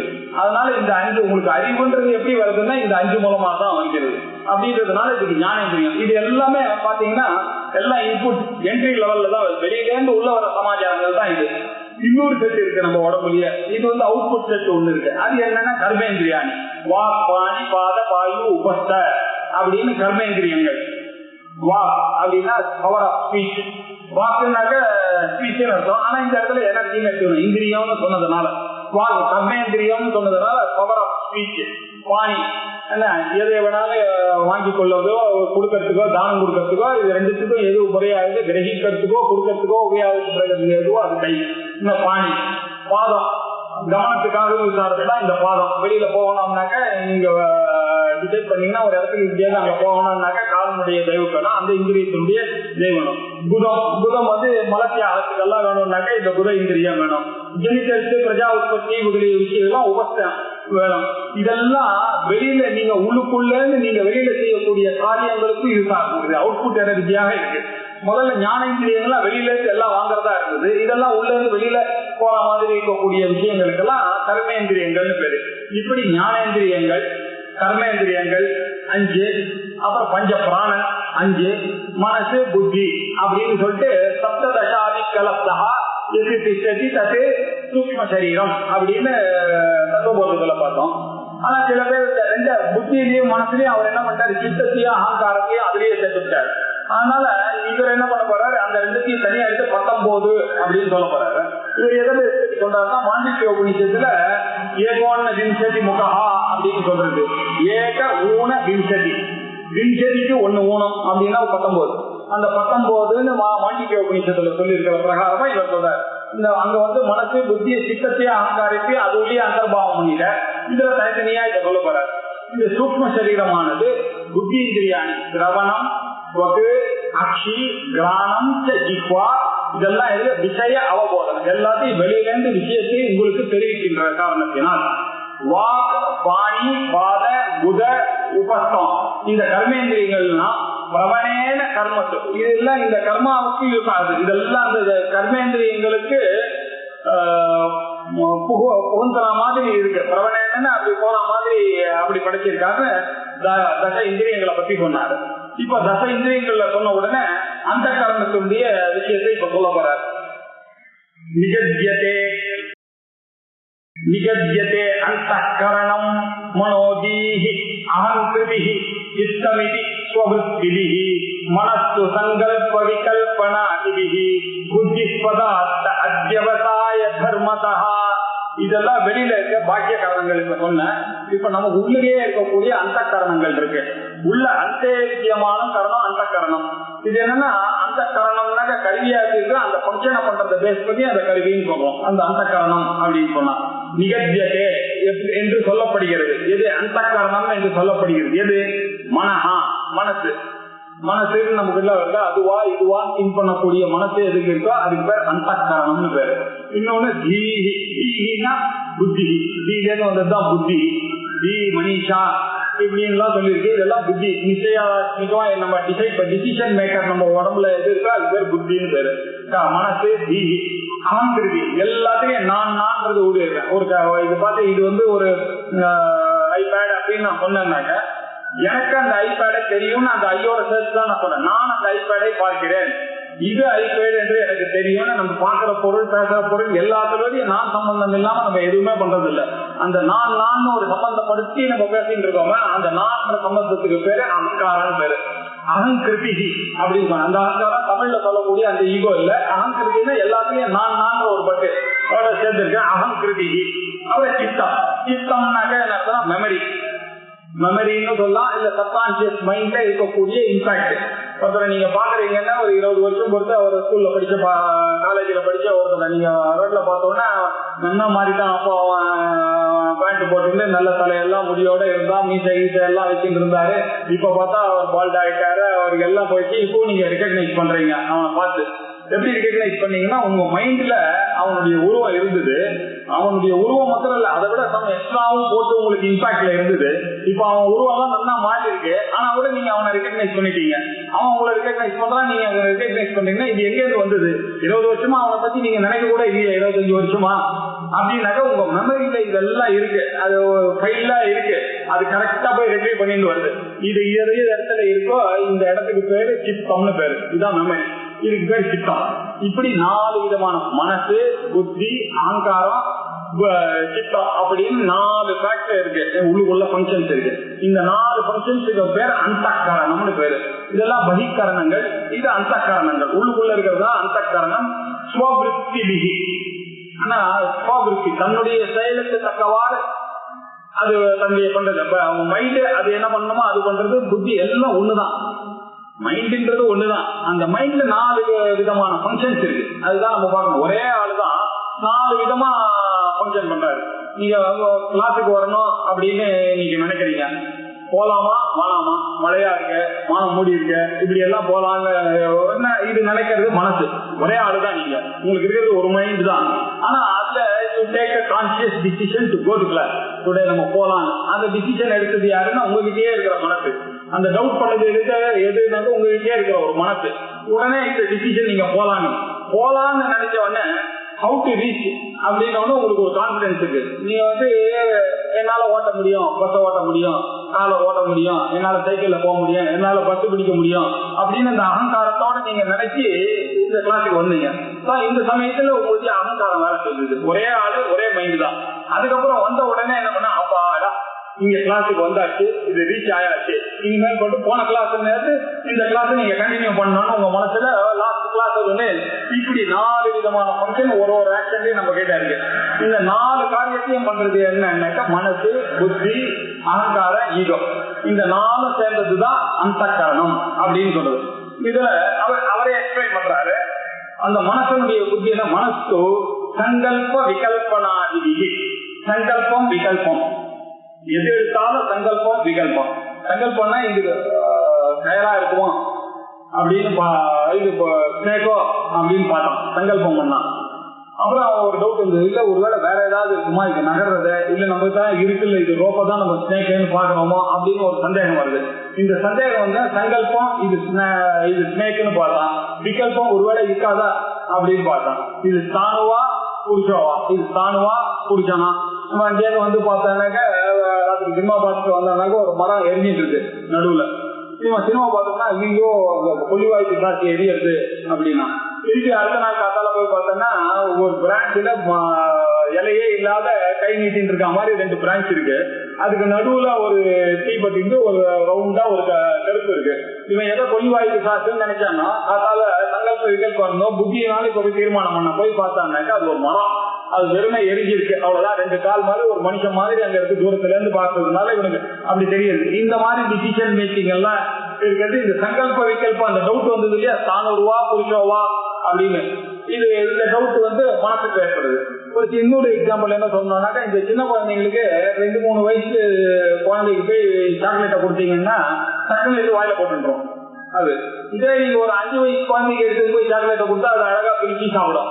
ஏன்னாக்கா அது புத்தி அது சொல்லி கொடுத்துருக்கு, இது சாக்லேட் தான், இது அப்படியே போடணும்னு அதை நினைச்சா கூட அந்த புத்தி டிசைட் பண்ண இல்ல இதுக்கு மேல ஒரு கவர் இருக்கு, அந்த கவரை நீ எடுத்துட்டு தான் வாயில போடணும் அப்படின்ற எக்ஸ்பீரியன்ஸ் எல்லாம் இந்த நிச்சயாத்மிகா புத்தி அந்த குழந்தைக்கு வருது. நிச்சயம் இல்லைன்னாக்கா இந்த சங்கல்ப விகல்பாத்மிகா புத்தியா இருந்ததுன்னா மனசா இருக்காது அப்படின்னு. இந்த மனசு சங்கல்ப விகல்பனாதிபிகி.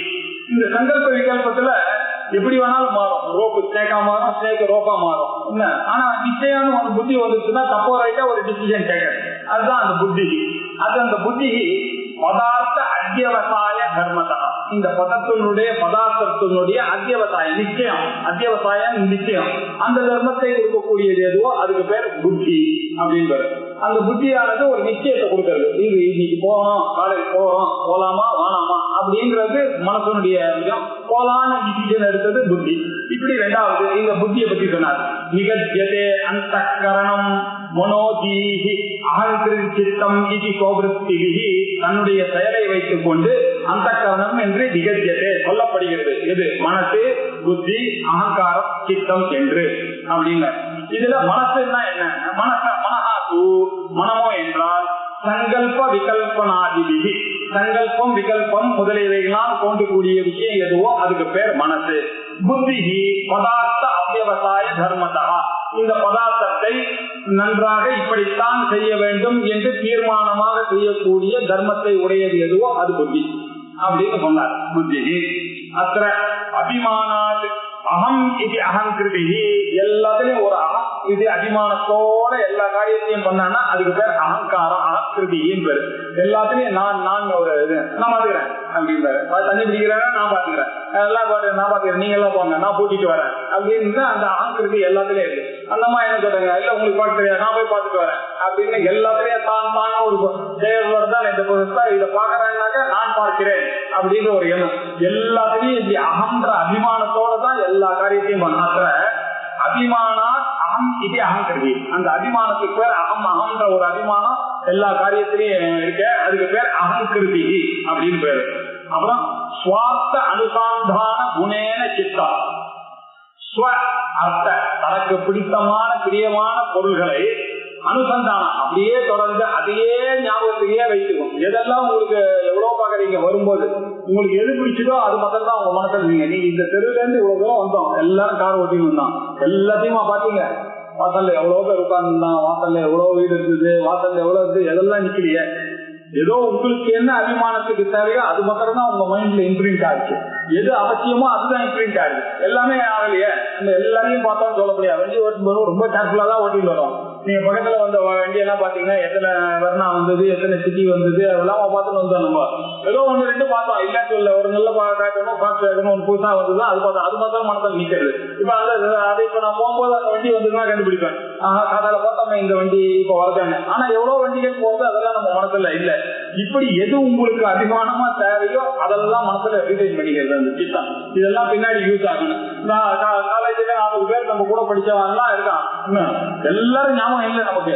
ஆனா நீங்க பார்க்கும்போது யார் யார் உங்களுக்கு ரொம்ப ஃப்ரெண்டா இருந்தாலும் அவனை பார்த்தோன்னா அந்த பழைய விஷயங்கள்லாம் எனக்கு ஞாபகம் வந்துட்டு அங்க போன. சிலதெல்லாம் இம்ப்ரிண்ட் ஆகுது, சிலதெல்லாம் இப்ப நமக்கு எது தேவையோ அதுதான் இம்ப்ரிண்ட் ஆகுது. இப்படி இந்த இம்ப்ரிண்ட் ஆகக்கூடிய அந்த மெமரிக்கு பேர் தான் சித்தம்னு பேரு. ரொம்ப அழகா இவர்தான் இந்த டெபினிஷனை கொடுத்துருக்காரு. ஸ்வ அர்த்த அனுசந்தான குணேன சித்தம். குணத்தினால வரக்கூடியது எதுவோ அதுதான் சித்தம். ஸ்வ அர்த்த தனக்கு பிரியமான பொருள்கள், அதுல அனுசந்தானம், அதை தொடர்ந்து குணேன, அதை தொடர்ந்து அனுசந்தான குணேன, அதை தொடர்ந்து ஞாபகம் வச்சுக்கிறதுனால இருக்கக்கூடியது எதுவோ அதுக்கு பேர் சித்தம் அப்படின்னு சொல்லிட்டாரு. இப்ப மனசுனா சங்கல்ப விகல்பாத்மிகா மனஹா, நிச்சயாத்மிகா புத்தி, அகம் இது அபிமானஹா அகங்கிருதி, சுவார்த்த அனுசந்தான குணம் சித்தம் அப்படின்னு 4த்துக்கும் டெபினிஷன் கொடுத்தாரு. சொல்லிட்டு இப்ப அடுத்தது பஞ்ச பிராணம். இப்போ மனசு, ஞானேந்திரியங்கள் 5, கர்மேந்திரியங்கள் 5, மனசு, புத்தி, அகங்காரம், சித்தம் அப்படின்னு சொல்லிட்டு 14 ஆச்சு. இன்னும் நமக்கு 5 இருக்கு. அந்த 5 என்ன பாக்கியம்னா பிராண அபான யான உதான சமானஹா, பிராணோபான தியானோதான சமானா பவதி கௌ பிராணஹா பயமேவ விருத்தி பேதாத் விகிருதி பேதாத் சுவர்ண கலில் ஆதிபதே அப்படின்னா இந்த பிராணம் ஒரே பிராணம் தான் இருக்கு. ஆனா அதுக்கு 5 விதமான ஃபங்க்ஷன் இருக்கு. எப்படி ஒரே தங்கமா இருந்தா கூட அந்த தங்கத்துக்கு கடகம், கேயூரம், குண்டலம் அப்படின்னு அதனுடைய விகாரங்கள்லாம் வைத்துக் கொண்டுதான் நம்ம விவகாரம் பண்றோம். அதனுடைய ஃபங்க்ஷனை பேஸ் பண்ணி தான் நம்ம வச்சுருக்கோம். தங்கம் வச்சுட்டு இருக்காங்கன்னா என்ன அர்த்தம், அதனுடைய ஃபங்க்ஷனை பேஸ் பண்ணி தான் உங்ககிட்ட தங்கம் எவ்வளவு இருக்குன்னாக்கா 15 பவுன் சொல்றீங்க. 15 பவுன் கணக்கு சொல்லுங்கன்னா செயின் வச்சுட்டு இருக்கேன், வளையல் வச்சுட்டு இருக்கேன், தோடு வச்சுட்டு இருக்கேன், நெக்லஸ் வச்சுட்டு இருக்கேன், இப்படிதானே சொல்லி ஆகணும். எல்லாம் அதனுடைய விகாரத்தை வச்சுட்டு தான் நம்ம பண்றோம். அது மொத்தமா தங்கம் வச்சுட்டு இருக்கான்னாக்கா அதுக்கு ஃபங்க்ஷனை பேஸ் பண்ணி தான் நம்ம சொல்லிட்டு இருக்கோம். அதே மாதிரி கடினம் இருக்குன்னாக்க நீங்க எல்லாமே தண்ணி தான், நுரை, குமிழ், அலை எல்லாம் சமுத்திரம் தான். ஒரே சமுத்திரத்துலதான் இதெல்லாம் வேற வேற பேரு. எல்லாம் நீங்க யோசிச்சு பாத்தீங்கன்னா தண்ணியை பத்தி இல்ல. ஆனா நம்ம விவகாரத்துக்குன்னா பெரிய அலை வந்திருக்கு அப்படின்னா தண்ணி வந்ததுன்றத சொல்றோம். பட் அந்த கான்டெக்ட் வச்சு நம்ம புரிஞ்சுக்கலாம், ஃபங்க்ஷனை வச்சுக்கணும். அப்படி அந்த பிராணம் கிட்ட 5 இருக்கு. இது 5 விதமா ஃபங்க்ஷன் பண்றது. பிராண அபான தியான உதான சமானம் அப்படின்னு பண்ணிட்டு இருக்குது. அதனாலதான் இந்த 5 சக்தியும் ரொம்ப அவசியம். இந்த ஸ்தூல சரீரமும் சூக்ம சரீரமும் வேலை செய்யணும். இந்த ஸ்தூல சரீரம் இந்த 5 சூக்ம சரீரத்தை டிபெண்ட் பண்ணி இருக்கு. அதனாலதான் என்ன பண்றேன், இந்த பிராணம் கிட்ட ரொம்ப ஜாகிரதையா இருக்கும். நம்ம டெய்லி ஒரு சாதத்தை சாப்பிடுறாங்க, ஒரு நிமிஷம் அந்த பருக்க ஒண்ணு கிட்ட ஒண்ணு போயிட்டுனாக்க என்ன ஆகும். ஆனால என்ன பண்ணா அதுக்கு ஒரு மரியாதை கொடுக்கணும்ன்றத நம்ம சம்பிரதாயத்துல வச்சுட்டு அதுக்கு பரிச்சேஷனம்னு ஒண்ணு பண்றோம். பரிச்சேஷனம் பண்ணோம்னா இந்த ஜாகராக்னியானது உள்ள இருக்கிறதுல அக்னி இருக்காரு, அவரு ஆத்மா உள்ள இருக்காரு. அந்த ஆத்மாவானவர் கரெக்டா அவர் போய் இந்த ஃபங்க்ஷன் எல்லாம் கரெக்டா பண்ணணும். இது நம்ம கையில இல்ல அப்படின்றதுக்காக டெய்லி அவருக்கு ப்ரே பண்ணணும். பிராணாய ஸ்வாஹா, அபானாய ஸ்வாஹா, தியானாய ஸ்வாஹா, உதானாய ஸ்வாஹா, சமானாய ஸ்வாஹா, பிரம்மனே ஸ்வாஹா, கடைசியா அந்த பிரம்மத்துக்கு போட்டு அப்படி பண்றேன். எந்த ஒரு நைவேத்தியம் பண்ணா கூட அவளுக்கு நம்பாத்துக்கு யாராவது வந்தான்னு அவளுக்கும் இதே கபாயம். நம்பாத்துல சாப்பிட்டு அவளுக்கு ஏதாவது ஒண்ணு ஆயிடுச்சுனாக்கா என்ன பண்றது. ஆனா நம்மள என்ன பண்றோம், அதை நைவேத்தியம் பண்ணி அது சாமிக்கு போட்டு அதுக்கப்புறம் தான் எல்லாருக்கும் சாப்பாடு. ஏன்னாக்கா அவளுக்கும் இதே அந்த பிராணனை என்ன ஃபங்க்ஷன் பண்ணணுமோ அதை பண்ணணும், அபானனுக்கு என்ன ஃபங்க்ஷனோ அதை பண்ணணும், உதாரணனுக்கு என்ன ஃபங்க்ஷனோ அது என்ன பண்ணணும், சமானனுக்கு என்ன ஃபங்க்ஷனோ அது பண்ணணும், வியானனுக்கு என்ன ஃபங்க்ஷனோ அது ஃபங்க்ஷனும் அப்படின்றதுக்காக அந்த பிரம்மத்தை வேண்டிட்டு நம்ம கொடுத்துட்டு இருக்கோம். இது இந்த பஞ்ச பிராணனுடைய செய்கை என்ன? பிராணன் அப்படின்னாக்க இந்த முகநாசிகள்ல இருந்து வரக்கூடியது எதுவோ அதுதான் நிஷ்கிரமண பிரவேசனத்துக்கு பேரு பிராணன்னு பேரு. இந்த அந்த பிராணன்றது ஜெனரல் பேரு. எப்படி மைண்ட்ன்றது ஜெனரல் பேரு, அந்த மைண்ட்ல மனசு புத்தி சித்தம் அகங்காரம் 4 ஃபங்க்ஷனலா பிடிச்சாமா அதே மாதிரி ஒரே ஆளுதான் பிராணன்றவர் சக்தி. அந்த சக்தி அதுதான் அம்பாள் வார்த்தாளின்னு சொல்லிட்டு இருக்கா, அதுதான் வாராயின்னு சொல்லிட்டு. அந்த வாராயி 5 பேதங்கள். அந்த பேதங்கள் என்ன 5 பேதங்கள்னா பிராண அபான வியான உதான சமானம். அதுல பிராணன்றது என்ன ஃபங்க்ஷன் பண்றது அப்படின்னாக்க முகநாசிகா நிஷ்கிரமண பிரவேசனம் பிராணத்துக்கு தர்மஹா. அது மூக்கதுல இருந்து காத்த வெளியில விடுறது, திருப்பி எடுக்கிறது அது பண்ணிட்டே இருக்காது. காரணம் அது ஒழுங்கா பண்ற வரைக்கும் இவனுக்கு ஆயுசு வந்து கெட்டியா இருக்குன்றதுனால அதுக்கு ஒரு நமஸ்காரம் பண்றாங்க பிராணாயத்வான்னு. அந்த பிராணனானது முகநாசிகா நிஷ்கிரமண பிரவேசனம். அடுத்தது அபானம். அபானம்னா மலாதினா அதோநயனம். கரெக்டா நம்ம கிட்ட இருக்கிற வேஸ்டேஜ் எல்லாம் போய் அது கரெக்டா என்னென்ன நேரத்துக்கு போகணுமோ வெளியில போகணுமோ அப்படி இருந்ததுன்னா தான் அந்த சத்து இருக்கும். அதுல ஏதாவது ஒரு பிரச்சனை வந்துருச்சுன்னா கூட கிட்னி அஃபெக்ட் ஆகுது, டயாலிசிஸ், இந்த ப்ராப்ளம் எல்லாம் வருது. அதெல்லாம் காரணம் என்னன்னா அபான சக்தி சரியா வேலை செய்யாதுன்னா அந்த அபான சக்திக்கு உண்டான மரியாதையை கொடுக்கணும். அந்த அபான சக்தியை எப்படி டிஃபைன் பண்ணிருக்குன்னா மலாதீனா அதோநயனம் அபானத்தினுடைய தர்மம் அது பண்றது. அதுக்கப்புறம் உதாரணம்னு ஒரு சக்தி இருக்கு நம்ம கையில. அந்த உதான சக்தி என்ன பண்றதுன்னா நம்ம சாப்பிட்ட அசிட்ட ஈட்ட அன்னரச வர்த்தனம் அதை வந்து கரெக்டா விதரணையா அதை எடுத்து போறதுன்னு நம்ம சொல்றோம் இல்லையா. அதாவது அதை சேர்க்கறதுக்கு என்னென்ன இடத்துல போய் சேர்க்கணுமோ அந்த இடத்துல அதனுடைய ரசத்தை கொண்டு போய் சேர்க்கணும். எது ரசம் இல்லையோ அதை அப்பான தள்ளி விட்டு அவர் பார்த்துப்பாரு. இந்த காரியத்தை பண்றவர் உதாரணம். அது மாத்திரம் இல்ல, இந்த உதாரணத்துக்கு இன்னும் கொஞ்சம் யோகிகள்லாம் இந்த உதாரண வாயை பத்தி ஸ்பெஷலா சொல்றாங்க. நம்ம சாதாரணமா சரீரம் வந்து மரண அவஸ்தையில என்ன பண்றது, கண்ணு காது மூக்கு நாக்கு இந்த 9 துவாரம் வழியாதான் போகும். இது யார் ஒருத்தர் யோகியா இருக்கானா வேதாந்தியா இருக்கானா யார் உபாசனைகள் எல்லாம் பண்றானா அவன்கிட்டயா இந்த உதாரண வாயு என்ன பண்றதா இவனுக்கு அடுத்த ஜென்மா இல்லையே இது வழியா போனான்னாக்க இது இந்த மரவட்டையானது எப்படி ஒரு இலையில இருந்து இன்னொரு இலையை பிடிச்சிருந்தா வருதா அதே மாதிரி இந்த சூக்ஷ்ம சரீரம் ஒரு இலையை பிடிச்சிருந்தா இது விடும், இன்னொரு சரீரத்தை பிடிச்சிருந்தா இது விடும். அப்படி இல்லாம இருக்கணும்னு டிசைட் ஆயிடுச்சுன்னாக்க இந்த வேதாந்த ஞானத்தினால அது என்ன பண்றது, அந்த சூக்ஷ்ம சரீரம்னா இங்கேயே கலந்துடணும். எல்லா எந்த பஞ்சபூதத்துல இருந்து வந்ததோ அந்த பூஜத்திலேயே அந்த பஞ்சபூதத்திலேயே இது கலந்து இது வரணும்னாக்கா அது எப்படி போகும்னாக்கா இந்த சரீரத்துல ஒட்டிட்டு இருக்கிறதும் பிரம்மரந்தம் வழியாக மேல போகும். அதுக்கு ரொம்ப முக்கியம் இந்த உதாரண நோய். அதனால என்ன சொல்றது, பிரஷ்னோபனிஷத்துலன்னா பஞ்ச பிராணங்களுடைய ரொம்ப வசதி யாருன்னாக்கா உதாரணம்னு சொல்லிடுது. நான் தானே ஞானத்தையே கொடுக்குறேன் அப்படின்னு சொல்லிருக்கு. இந்த உதாரண வாயு அந்த காரியத்தையும் பண்றது. அதாவது ரசத்தை எடுத்துட்டு போய் சேர்க்கறது ரசத்துல என்ன முக்கியமா சாரமோ அதை எடுத்துட்டு வர்றது அந்த உதாரண வாயு. அப்புறம் சமான வாயு என்ன பண்றதுன்னாக்க இந்த ஜாடராக்னியில இருக்கக்கூடிய ஜாடராக்னி சமுன்னயனம் சமானசிய தர்மஹா. இந்த சமான வாயு என்ன பண்ணா ஜாடராக்னில இருந்து கரெக்டா என்ன பிரிக்கணுமோ அதை பிரிச்சு எங்க கண்ணுக்கு வேண்டிய சக்தி காதுக்கு வேண்டிய சக்தி எல்லாம் அதுக்கு என்ன கரெக்டா தேவையோ அது. இப்ப நம்ம எழுந்துக்கிறோம் வச்சுக்கோங்க, கரெக்டா எனக்கு வந்து இப்ப எழுந்துக்கும் போது என்ன பண்ண என்னுடைய எனர்ஜியில most of my energy I need for this. எழுந்துக்கும் போது அதை எடுத்துட்டு போய் கொடுக்கறது இந்த சமானம். இப்ப நான் கையை தூக்கி ஒரு பொருளை 30 கிலோ தூக்கி அப்படி இறக்கி வைக்கணும் அப்படின்னாக்கா அந்த இடத்துக்கு எனக்கு வரணும். அதுதான் அது அந்த மாதிரி ஃபங்க்ஷன் எல்லாம் பண்ணக்கூடிய சமானம். அது சம் உன்னயனம். நமக்கு எழுத்துறதுக்கு என்ன சக்தி வேணுமோ அதை கொடுக்கறது சமான வாயு அப்படின்னு பேரு. இப்படி பிராண அபான தியான உதான சமானம் அப்படின்னு 5 காத்துக்கள் நம்ம இருக்கு, 5 எனர்ஜிகள் நம்ம கிட்ட இருக்கு. பிராண அபான தியான உதான சமானாக பவதி அசௌ பிராணா. இந்த பிராணனுக்கு 5 ஃபங்க்ஷன் இருக்கு. பிராணன் அபானம் தியானம் உதானம் வேற வேற பேர்ல இதெல்லாம் பண்றது. அதுவும் ஸ்வயமேவ விருத்தி வேதா விகிருதி. அங்க முதல்ல சொன்ன மாதிரி தானே இருந்து கொண்டு தன்னுடைய செயலையே இந்த விருத்தி பேதத்துல தன்னுடைய காரியத்தினுடைய பேதத்தினால இதுக்கு பிராணன் அபானம் தியானம் உதானம் எல்லாம் ஒரே சக்தி தான் உள்ளுக்குள்ள இருக்கிற பிராண சக்தி. இப்படி நம்ம புரிஞ்சுக்கிறதுக்காக இந்த செயலை வச்சுட்டு அப்படி புரிஞ்சுக்கிறோம் இந்த செயலை. ஏன்னா வேதா எப்படி சுவர்ண சரீராதிபதி எப்படி சுவர்ணம் அப்படின்னாக்கா கடகம், கேயூரம், குண்டலம்னு எவ்வளவு விகிருதிகள் அதனுடைய விகாரங்கள் இருந்தாலும் அது எல்லாத்தையும் சேர்த்து ஒரு இது வச்சுன்னா 15 பவுன் நகைக்கு இந்த அம்மா அதிபதி அப்படின்னு நம்ம புரிஞ்சுக்கிறோமோ, அப்படி இந்த விகிருதிகள்லாம் வச்சுட்டு இந்த பிராணனை புரிஞ்சு கொள்கிறோம். அதே மாதிரி சரீராதிபதி வீசி, புத்புதம், தரங்கம் நிறைய பேரெல்லாம் கொடுக்குறோம். இருந்தாலும் அதெல்லாம் என்ன பேரு? அதெல்லாம் ஒரே சரீரத்துக்கு தான் பேரு. அப்படி சரீரம் சுவர்ணம் மாதிரி ஒரே பிராணனுக்கு இந்த 5 பேதங்கள்னால 5 பேதம், ஒரே மனசுக்கு 4 பேதங்கள்னால 4 பேதம், மனசு, புத்தி, அகங்காரம் அப்படின்னு சொன்னா. அதே மாதிரி இப்போ அந்த வாகாதி பஞ்ச சரீரத்தை அவர் சொன்னார் இல்லையா, இப்ப இது எல்லாத்தையும் சம பண்றாரு. சூக்ஷ்ம சரீரம்னா என்ன அப்படின்னு, வாகாதி பஞ்ச, சிரவணாதி பஞ்ச, பிராணாதி பஞ்ச, அப்ரமுகானி பஞ்ச, புத்தியாதி அவித்யாஜ காமா காம கர்மணி புரியஷ்டகம் சூக்ஷ்ம சரீரமாகு. இந்த சூக்ஷ்ம சரீரமானது புரியஷ்டகம்னு பேரு. 8 பாகம் கொண்ட பட்டணம் நம்ம கிட்ட இருக்கு. ஒரு பெரிய சிட்டியை நம்ம கையில வச்சிருக்க 8 பார்ட்டோட இருக்கிற சிட்டி இருக்க, அந்த 8 பார்ட்டோட இருக்கிற அந்த சிட்டிக்கு பேர் தான் சூக்ஷ்ம சரீரம்.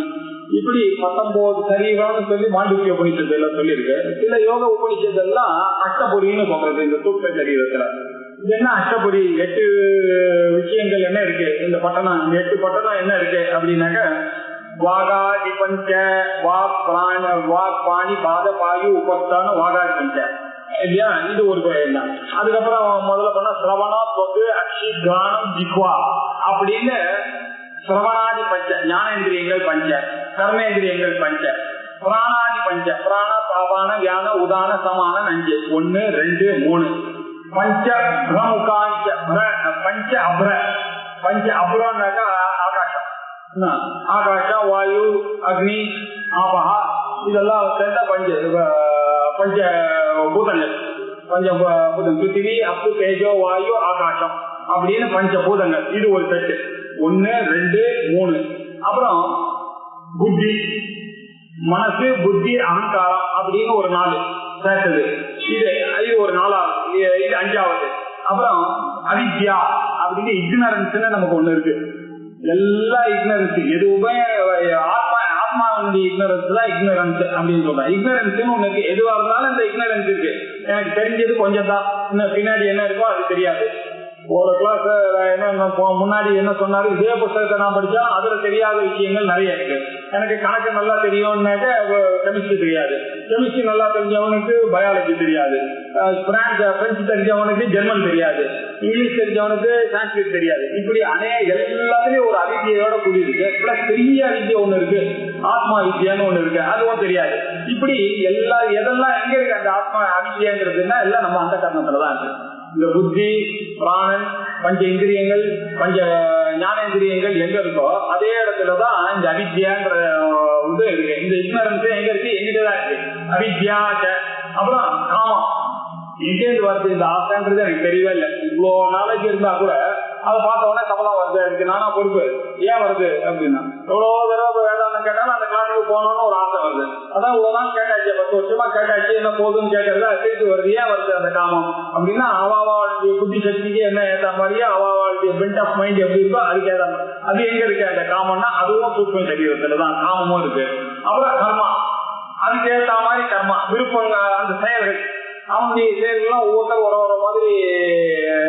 காத்தால இருந்து ஒருத்தர் வாக்கிங் போறாரு, காத்தால இருந்து ஒருத்தர் ஜிம்முக்கு போறாரு, காத்தால இருந்து ஒருத்தர் கிளாஸுக்கு போறாரு, காத்தால இருந்து ஒருத்தர் அங்கே ஒருத்தருக்கு போறாரு, காத்தால இருந்து ஒருத்தர் அவுபாசத்துக்கு சமித்த இருக்கிறாரு, காத்தால இருந்து ஒன்னு ஒருத்தர் இதுக்கு போறாரு, ஒருத்தர் காத்தால இருந்து ஜபம் பண்ணணும்னு போறாரு காவேரி கரைக்கு. இப்படி எல்லாருடைய செயல் எப்படி இருக்குன்னா அவாவாளுடைய மைண்டுக்கு ஏற்ற மாதிரி அவாவாளுடைய காரியத்தை பார்த்துட்டு இருக்காங்க. இது அவாவாளுடைய செயல், இந்த செயலை இருக்கு, அவளுடைய மனசுல என்ன இருக்கோ அப்படி. இப்படி பஞ்ச கர்மா, பஞ்ச ஞானேந்திரியங்கள், பஞ்ச பிராணங்கள், ஆகாசாதி பஞ்சா, அப்புறம் அகங்காரம் மனசு 4, அவித்யா, காமம், கர்மா அப்படின்னு அஷ்டபுரி இருக்கு. அஷ்டகம், இந்த புரிய அஷ்டகம்னு பேரு. இந்த 8 புரியர்கள் இருக்கக்கூடியது எதுவோ அதுக்கு பேரு சூக்ஷ்ம சரீரம் இத்தியாகு. இதுக்கு பேர் தான் சூக்ஷ்மம். இந்த 8 பட்டணம் எது இருக்கோ அதுக்கு பேர் சூக்ஷ்ம சரீரம்னு ஞாபகம் வச்சுக்கிறதுக்கா அது சொன்னார். நீங்க சப்ததச கலாதின்னு ஏகோண பஞ்சவிம்சதி முகஹான்னு சொன்னாலும் அஷ்டபுரின்னா எல்லாம் ஒண்ணு. நமக்கு புரியறதுக்காக இந்த ஸ்தூல சரீரத்தை இவ்வளவு சொன்ன மாதிரி இதே மாதிரி சூக்ஷ்ம சரீரத்தை நமக்கு ஈஸியா புரியுற மாதிரி இந்த அஷ்டபுரி இருக்கக்கூடிய விஷயத்துக்கு பேரு சூக்ஷ்ம சரீரம் அப்படின்னு சொன்னாரு. இதம் சரீரம் சுனு சூக்ஷ்ம சம்யகம் லிங்கம் ஸ்வம் பஞ்சீகிருத பூத சம்பவம் தவாசனம் கர்ம பலானுபாவகம் ஸ்வஅஜ்ஞானதஹ அநாதி ரூபாதி ஆத்மனஹா அப்படின்னாரு. கேளுப்பா, இந்த சூக்ஷ்ம சரீரம்னு சொல்றேன். இதுக்கு இன்னொரு பேர் இருக்கு, லிங்க சரீரம்னு சொல்லுவாங்க. இப்ப ஔதுதேவிகம்னா இந்த லிங்க சரீரம் தான் இந்த உடம்பை விட்டு போறது அப்படின்னு நம்ம கேள்விப்படுறோமா. இந்த லிங்க சரீரம்னு அவ மீன் பண்றது இந்த சூக்ஷ்ம சரீரம் தான். இந்த சூக்ஷ்ம சரீரத்துக்கு லிங்க சரீரம்னு ஒரு பேர் இருக்கு. இந்த இதான் அடையாளம். இருந்தாரே இவருடைய இப்ப நம்ம மாதிரியே பிறகு தாத்தா மாதிரியே இருக்கான் பேரான் அப்படின்றான். அவருடைய லிங்க சரீரத்தை வச்சுதான் இந்த லிங்க சரீரத்தை நம்ம டிசைட் பண்றான். அவ அத்தையை கொண்டு இருக்கான், கிடுக்கிட்டு காரியம் பண்றது இந்த அப்படின்றா. இதெல்லாம் எப்படி வருதுன்னா எல்லாம் அவ வாழ்க்கைய சூக்ஷ்ம சரீரத்தை வச்சுன்னு ஒரு அடையாளத்தை வச்சுட்டு சொல்றான். அந்த அடையாளம் லிங்கம்னாக்கா, இங்க லிங்க சரீரம்னாக்கா அவருடைய மனசு சூக்ஷ்ம சரீரத்தை லிங்க சரீரம்னு சொல்றான். இதம் சரீரம் அபஞ்சீகிருத பூத சம்பவம். பஞ்சீகிருதத்தினால வந்தது ஸ்தூல சரீரம். அபஞ்சீகிருத பஞ்சமகாபூதைகீகிருதம் சத்கர்மஜன்யம் கோகசாலனம் அப்படின்னு அங்க பார்த்தோம் தத்துவபோதத்துல. அது சூக்ஷ்ம சரீரம். அது சவாசனம். அது என்ன சத்கர்மஜன்யம் பூர்வ வாசனையோட சேர்ந்துதான் இந்த வருது. எல்லாரும் பிறந்த உடனே 15 வயசுல வேதாந்தம் படிக்கிறதுக்கு வந்துதான் இருப்பாருனா அவங்க எல்லாம் இந்த பக்கமா வரமாட்டேங்கிற. ஏன்னா பூர்வ ஜென்ம வாசனை தான் நல்லா தெரியுது இல்லையா. எவ்வளவு குழந்தை பிறக்கிறது, எவ்வளவு குழந்தை செத்து போறது, ஹாஸ்பிட்டலுக்கு போனாங்கனாக்கா ப்ளூ பேபியா பிறக்கிறது ரொம்ப அசிங்கம். எல்லாம் பூர்வ ஜென்மம் ஒத்துந்துதான் ஆகணும். இல்லைன்னாக்கா இது வரும். இந்த பூர்வ ஜென்மத்துக்கு ஏற்ற மாதிரி தான் அவளுடைய மைண்ட் செட்டப்பும் இருக்கு.